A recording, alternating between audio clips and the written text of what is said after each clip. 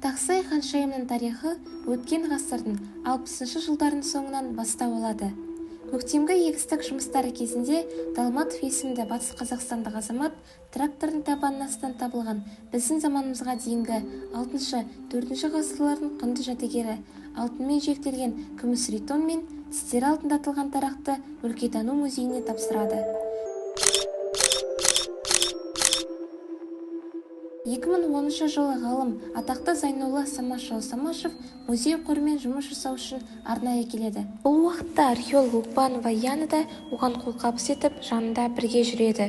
Олардың ең соңғы таспаға түсірген жәдігері Далматов тапсырған жәдігер болды. Ол өте әдемі бұйым болатын. Құпиясы бар артефакттар оған 3 жыл маза бермей қояды. Содан түсіне бір әйелдің әлгі ритонды иығының тұсында ұстап отырғанын жиі көре бастайды. 2012 жылы басшылық тарих археология орталығының мерейтойына сый ретінде қызметкерлеріне өздері қалаған ескерткішті Тақсай қорымын зерттеу еркіндігін береді. Археолог Яна бірден Далматов жұмыс жасаған жерге барып келуге сұранады. 2012 жылы сәуір айында ол командасымен Долинный ауылына барып, жергілікті тұрғындардан жәдігерді қай жерден табылғанын анықтап 6 оба табады. Тақсай ханшайымы қарапайым адам болмаған. Оған қатысты тылсым, таңғажайып оқиғалар көп болды. Бір қызығы, оның айналасындағы қорғанның барлығы тас талқаны шығып таланған. Ал Тақсай қорғанына сол күйі кісі қолы тимеген. Сонымен бірге, саркофагты ашқаннан кейін үнемі күнде түнгі сағат 3-те екі қорғанды айналып ұшатын болған. Зираттан табылған әйел сүйегі мен жәдігерлер экспертизаға алынғаннан кейін үкілер де келуін қойған. Құдды бұл құстар Алтын ханшайымның күзетшілері іспеттес. Алтын ханшайым қорған басында жұмыстанатын мамандарды да өзі таңдағандай. Өйткені алғашында экспедиция құрамындағы 30 адамнан жұмыс соңына тек 7 маман қалған. Жұмысқа келуден бас тартқан қызметкерлер оны әртүрлі себептермен түсіндірген. Мысалы, зиянды әдеттері бар адамдар түнде қорқынышты түстер көретін болған, ал кейбіреулері ауырып та қалып жатты.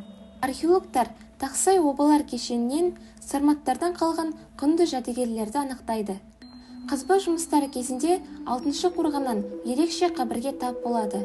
Ал оны қалпына келтірусімен қазақстандық ғалым-реставратор Қырым Алтынбек бастаған мамандар айналысты. Ғалымдар дерегенше, табылған Алтын ханшайымның жасы 28 шамасында. Оның бойында сырға, сақина, алқа секілді 500-ге жуық, жалпы салмағы 3,5 килограмм алтын әшекейлері болған. Тіпті үстіндегі көйлегі мен жамылғысы да алтын жіппен тігілген. Табылған асыл заттардың көптігін көрген ғалымдар бұл расымен де алтын әйел деген ұйғарымға келеді. Қорымды қазуға қатысқан команда мүшелерінің әрқайсысының өмірінде керемет жаңалықтар болды. Бойдақтары тұрмыс құрды, барлығының отбасында сәби дүниеге келді. Бір жылдан кейін 2013 жылы 7 археолог шаңырағында атұстар дүниеге келді. Бәлкім, бұл да өте сәтті үйлесім тапқан сәйкестік болар, бірақ олар бір тылсым күштің барына сенеді. Тақсай ханшайымына арналып Батыс Қазақстан облысы Теректі ауданында кесене тұрғызылды.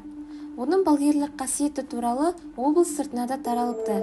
Тақсай аруағынан көмек сұрап кесене басына бүгінде жан-жақтан адамдар келеді. Тарихқа Тақсай ханшайымы деген атпен енген алтын адамның ғылымға әкелген жаңалығы мен өркениетке қосары көп. Халықаралық көрмелерде көрсетілген Алтын ханшайым Сармат және Савромат мәдениетінің жоғары деңгейін паш етіп, жер жаһанға ұлы дала елі мұрагерлерінің өркениетін танытуда.